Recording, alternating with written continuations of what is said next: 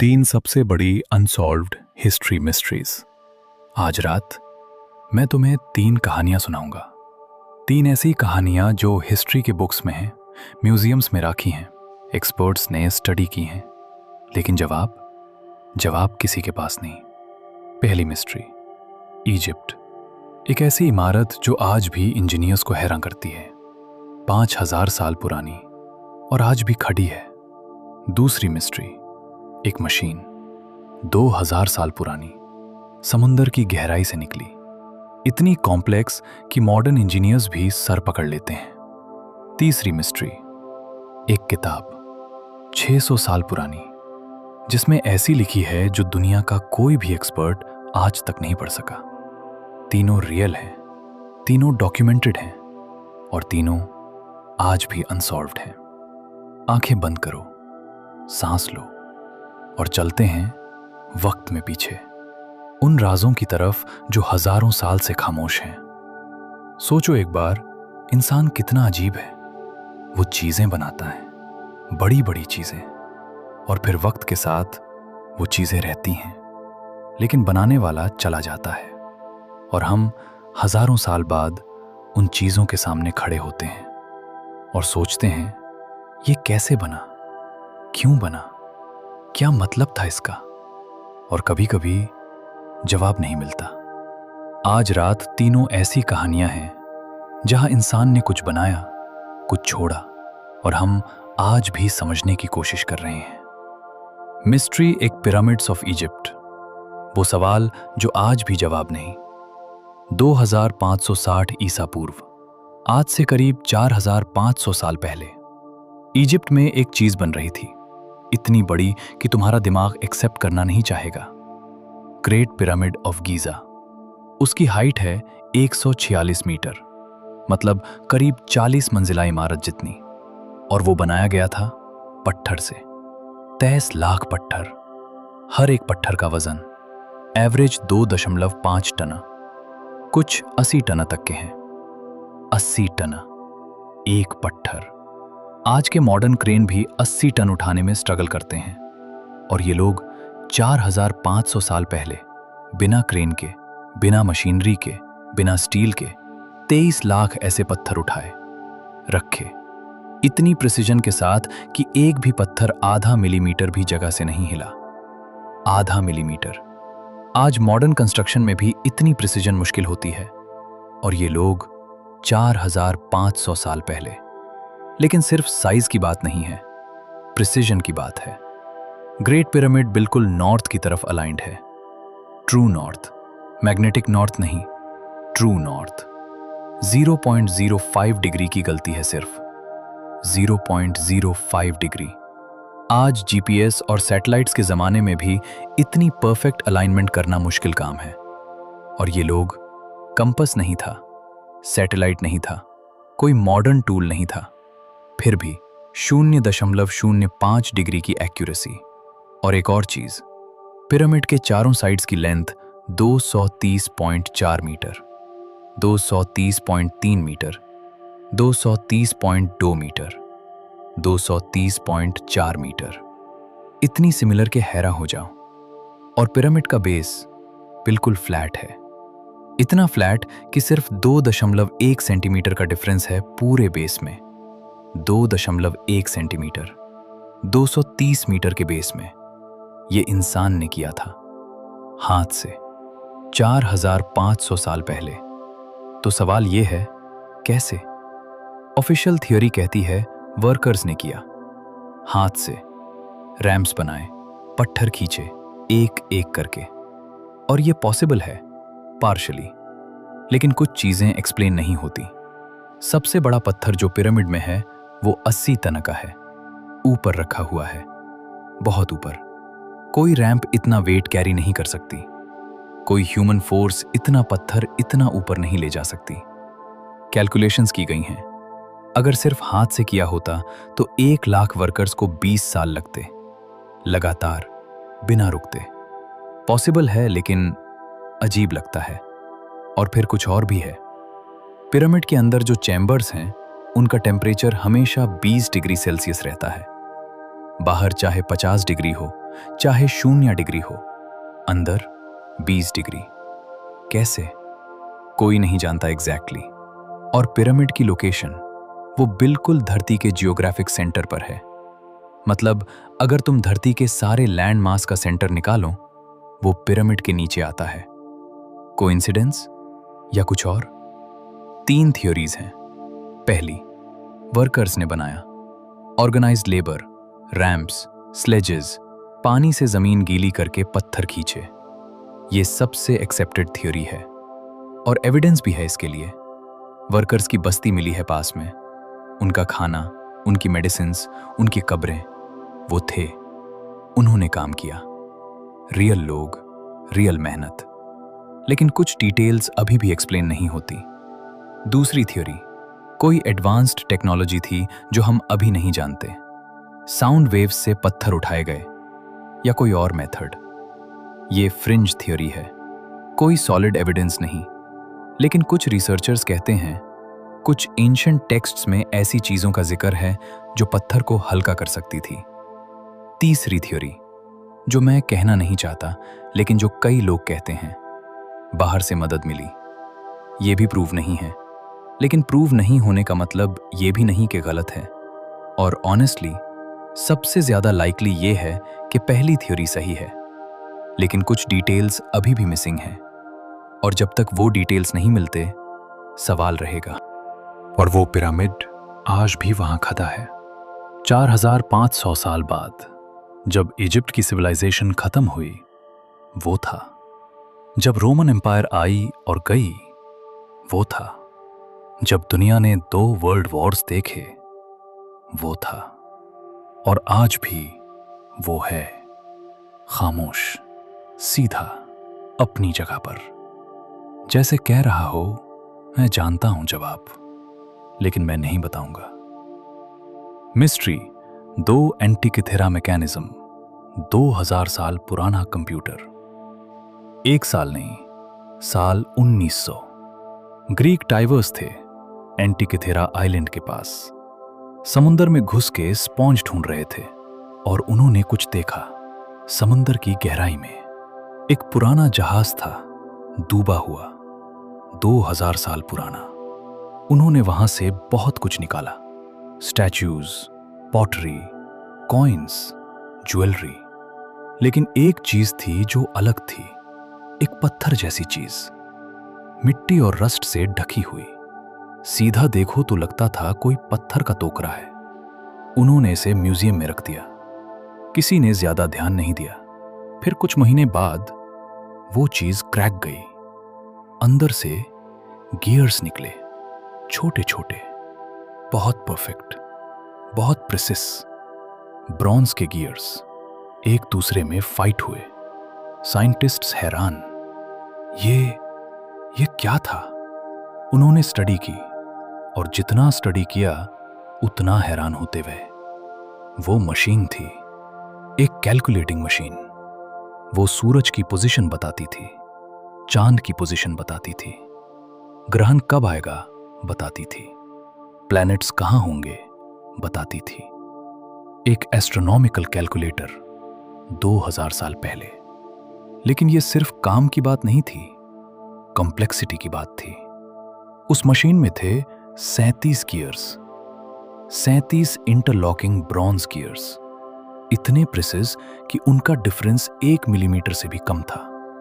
जब रिसर्चर्स ने modern x ray से देखा तो और भी चीजें निकलती गईं। इंस्क्रिप्शंस थे, ग्रीक में लिखे हुए, इंस्ट्रक्शंस थे, कैलेंडर था, 19 साल का लूनर साइकिल था जो बिल्कुल एक्यूरेट था। मेटोनिक साइकिल कहते हैं इसे, जो आज भी यूज होता है। 2000 साल पहले किसी ने यह सब एक मशीन में डाल दिया था। जब मॉडर्न इंजीनियर्स ने इस मशीन को प्रॉपरली स्टडी किया, तब उन्हें पता चला कि यह कितनी अजीब चीज है। इसके बाद ऐसी कोई भी मशीन जो इतनी कॉम्प्लेक्स हो, वो नहीं मिली हिस्ट्री में। 1400 साल तक, 1400 साल का गैप। मतलब इस मशीन के बाद ऐसी टेक्नोलॉजी दोबारा नहीं आई 1400 साल तक। क्यों? क्या वो टेक्नोलॉजी खो गई? क्या सिर्फ एक इंसान था जो ये जानता था और वो मर गया? क्या कोई और भी थी ऐसी मशीन्स और वो खो गई वक्त के साथ? एक रिसर्चर ने कहा, ये वैसे है जैसे तुम 1900 में हो और अचानक तुम्हें एक स्मार्टफोन मिले और तुम नहीं जानते ये कहां से आया। इतना आगे था ये अपने जमाने से। तो ये मशीन किसने बनाई? कुछ रिसर्चर्स कहते हैं आर्किमिडीज ने। हां, वही आर्किमिडीज जो बाथटब में बैठा था और यूरिका चिल्लाया था। वो सरायका में रहते थे, सिसिली में, और वो एक जीनियस थे अपने जमाने के। उन्होंने प्लैनेटरी मॉडल्स बनाए थे, मैकेनिकल मॉडल्स, जो प्लैनेट्स की मूवमेंट दिखाते थे। शायद एंटीकिथेरा मैकेनिज्म उन्हीं का काम था, या उनके किसी शागिर्द का, या किसी और ग्रीक इंजीनियर का जिसका नाम हिस्ट्री ने सेव नहीं किया। वो जहाज जो डूबा था वो रोमन एरा का था, 70 से 7 BCE के आसपास, और वो मशीन ग्रीस से कहीं ले जा रही थी। कहां? शायद रोम, किसी बड़े आदमी को गिफ्ट करने के लिए। लेकिन वो पहुंची नहीं। समुंदर ने रोक लिया 2000 साल के लिए। और आज वो मशीन एथेंस के नेशनल आर्कियोलॉजिकल म्यूजियम में है, एक छोटे से डिस्प्ले केस में, ब्रोकन, फ्रैगमेंटेड, लेकिन वहां है। और रिसर्चर्स अभी भी काम कर रहे हैं। नए एक्सरेज, नए स्कैन्स, नए डिस्कवरीज। हर बार कुछ नया निकलता है और हर बार एक सवाल और बढ़ता है। कितनी और ऐसी मशीन्स थीं? क्या वो सब खो गई? क्या कोई और सिविलाइजेशन थी जो ऐसी चीजें बना सकती थी? वो छोटा सा ब्रॉन्ज का टुकड़ा 2000 साल बाद भी जवाब नहीं देता, सिर्फ सवाल करता है। मिस्ट्री 3, वॉयनिच मैन्यूस्क्रिप्ट, वो किताब जो कोई नहीं पढ़ सका। विल्फ्रेड वॉयनिच एक बुक डीलर थे, पोलिश। इटली में एक पुराना कलेक्शन खरीद रहा था और एक पुरानी चीज मिली, एक किताब, हाथ से लिखी हुई, हाथ से ही इलस्ट्रेट की हुई, 240 पेजेस, वेलम पर लिखी थी, मतलब जानवर की खाल से बनी हुई पेजेस। वॉयनिच ने देखा ये कोई आम किताब नहीं है, इसमें लिखाई थी, लेकिन वो लिखाई किसी भी जानी हुई लैंग्वेज में नहीं थी। कोई अल्फाबेट नहीं था जो मैच करता, कोई वर्ड नहीं था जो पहचाना जाता, सिर्फ सिंबल्स, एक के बाद एक, पेजेस के बाद पेजेस। 240 पेजेस की एक किताब जिसमें एक लफ्ज भी समझ नहीं आता। लेकिन सिर्फ लिखाई ही नहीं थी, तस्वीरें भी थीं, और वो तस्वीरें और भी अजीब थीं। कुछ पेजेस पर प्लांट्स थे, लेकिन ऐसी प्लांट्स जो दुनिया में कहीं नहीं पाई जाती। कोई भी बॉटनिस्ट इन्हें आइडेंटिफाई नहीं कर सका। कुछ पेजेस पर आसमान था, सितारे थे, कुछ सर्कुलर डायग्राम्स थे। एस्ट्रोनॉमी, एस्ट्रोलॉजी, कोई नहीं जानता। कुछ पेजेस पर औरतें थीं, एक दूसरे से कनेक्टेड, नहाते हुए किसी तरह के पूल्स में, ग्रीन लिक्विड में, और उनके साथ पाइप्स थीं, ट्यूब्स थीं, कहीं जाती थी। क्या रिप्रेजेंट कर रहा था ये? मेडिकल डायग्राम, कोई रिचुअल, कोई फैंटेसी? कोई नहीं जानता। और एक सेक्शन है रेसिपीज जैसा लगता है, हर्बल रेमेडीज, पोशन इंस्ट्रक्शंस, लेकिन कोई कंफर्म नहीं कर सकता क्योंकि कोई पढ़ नहीं सकता। और फिर शुरू हुई एक ऐसी कोशिश जो आज तक चल रही है। दुनिया के टॉप क्रिप्टोग्राफर्स ने कोशिश की। वर्ल्ड वॉर 2 में जो लोग नाजी कोड्स तोड़ने में कामयाब हुए थे, उन्होंने कोशिश की। एलन ट्यूरिंग जैसी लेवल के लोग, कोड ब्रेकिंग के एक्सपर्ट्स, नहीं पढ़ सके। NSA ने, अमेरिकन इंटेलिजेंस एजेंसी ने सीक्रेटली स्टडी की, डेकेड्स तक, नहीं पढ़ सके। यूनिवर्सिटीज ने कोशिश की, ऑक्सफोर्ड, येल, MIT, नहीं पढ़ सके। फिर AI आया, मशीन लर्निंग, मॉडर्न कंप्यूटर्स। उन्होंने पैटर्न्स ढूंढे, स्टैटिस्टिकल एनालिसिस की, लैंग्वेज पैटर्न से कंपेयर किया, और कंप्यूटर्स ने कहा यह किसी रियल लैंग्वेज जैसी लगती है। इसमें ग्रामर है, स्ट्रक्चर है, रेपिटेशन है जो रियल लैंग्वेज में होती है। मतलब ये कोई रैंडम स्क्रिबलिंग नहीं, किसी ने सोच के लिखा है। लेकिन क्या लिखा है? अब भी नहीं पता। एक चीज जो पता चली कार्बन डेटिंग से, वो वेलम, वो पेजेस 1404 से 1438 के बीच की हैं।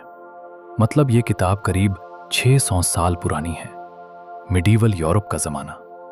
लेकिन कुछ चीजें अजीब हैं। इंक अलग टाइम की लग रही हैं पेजेस से। मतलब शायद पेजेस पहले से थे और बाद में लिखा गया, या शायद नहीं। और ये किताब पहले कहाँ थी? 1912 से पहले। एक लेटर मिला है 1639 का, जिसमें एक चेक डॉक्टर ने इस किताब का जिक्र किया। उन्होंने लिखा कि ये किताब उन्हें मिली थी और ये रॉजर बैकन की लिखी हुई है। रॉजर बैकन 13वीं शताब्दी का इंग्लिश फिलोसोफर और साइंटिस्ट। लेकिन रॉजर बैकन 1200 के दशक में थे और पेजेस 1400 के हैं। तो या तो लेटर गलत है, या पेजेस गलत डेट के हैं, या कुछ और है। सब कुछ क्लियर नहीं। तो ये किताब क्या है? 4 मैं थ्योरीज हैं। पहली, ये एक रियल लैंग्वेज है, किसी छोटी सिविलाइजेशन की, किसी लॉस्ट कल्चर की, जो अब एग्जिस्ट नहीं करती और इसीलिए कोई नहीं जानता। पॉसिबल, लेकिन कोई ऐसी सिविलाइजेशन आइडेंटिफाई नहीं हुई अभी तक। दूसरी, ये एक सिफर है, किसी एग्जिस्टिंग लैंग्वेज को एनकोड किया गया है, किसी ऐसी की से जो अब लॉस्ट हो गई है। बहुत पॉसिबल, लेकिन साइफर तोड़ना मुश्किल है जबकि नहीं पता। तीसरी, ये एक कंस्ट्रक्टेड लैंग्वेज है, किसी ने डेलिबरेटली एक नई लैंग्वेज बनाई अपने काम के लिए, सीक्रेट रखने के लिए। भी पॉसिबल। मिडीवल में ऐसा होता था, एल्केमिस्ट्स अपने फॉर्मूलाज सीक्रेट रखते थे। चौथी, और ये सबसे डिसअपॉइंटिंग थियोरी है, ये सब नॉनसेंस है। किसी ने डेलिबरेटली मीनिंगलेस सिंबल्स लिखे, एक इलैबोरेट होक्स, किसी को फूल करने के लिए या पैसा कमाने के लिए। लेकिन अगर होक्स है तो कंप्यूटर्स क्यों कह रहे हैं कि इसमें रियल लैंग्वेज जैसी स्ट्रक्चर है? कोई इतना सोफिस्टिकेटेड होक्स ऐसे नहीं बनाता। तो शायद कुछ रियल है इसमें। और 2022 में एक यूनिवर्सिटी ऑफ ब्रिस्टल के रिसर्चर ने क्लेम किया कि उन्होंने कुछ डिकोड कर लिया। उन्होंने कहा कि फर्स्ट वर्ड, पहले पेज का पहला वर्ड टॉरस है, और बाकी भी कुछ वर्ड्स उन्होंने निकाले, स्टार्स के नाम, प्लांट्स के नाम। ये एक्साइटिंग था, लेकिन दूसरे रिसर्चर्स ने कहा इतनी जल्दी मत करो, ये प्रूव नहीं हुआ अभी। और अभी भी पूरी किताब कोई नहीं पढ़ सकता। एक वर्ड, शायद 2, शायद 3, लेकिन 240 पेजेस, खामोशी। तो ये 3 मिस्ट्रीज हैं, पिरामिड्स, एंटिकाइथेरा मैकेनिज्म, वॉयनिच मैन्यूस्क्रिप्ट। तीनों में एक चीज कॉमन है, इंसान ने कुछ बनाया, मेहनत से, सोच के, किसी मकसद के लिए, और फिर वक्त ने वो मकसद छुपा लिया। वो लोग चले गए, उनका जवाब चले गया, उनका सीक्रेट चले गया, और हम हजारों साल बाद उनकी चीजों के सामने खड़े हैं और सोचते हैं ये क्या था। कभी कभी मुझे लगता है वो लोग हैं से मुस्कुरा रहे हैं, कहीं से, अपनी खामोशी में, क्योंकि उन्होंने कुछ ऐसा किया जो हजारों साल तक जिंदा रहा। उनका नाम नहीं रहा, उनकी कहानी नहीं रही, लेकिन उनका काम आज भी है, आज भी हैरान करता है, आज भी सवाल करता है।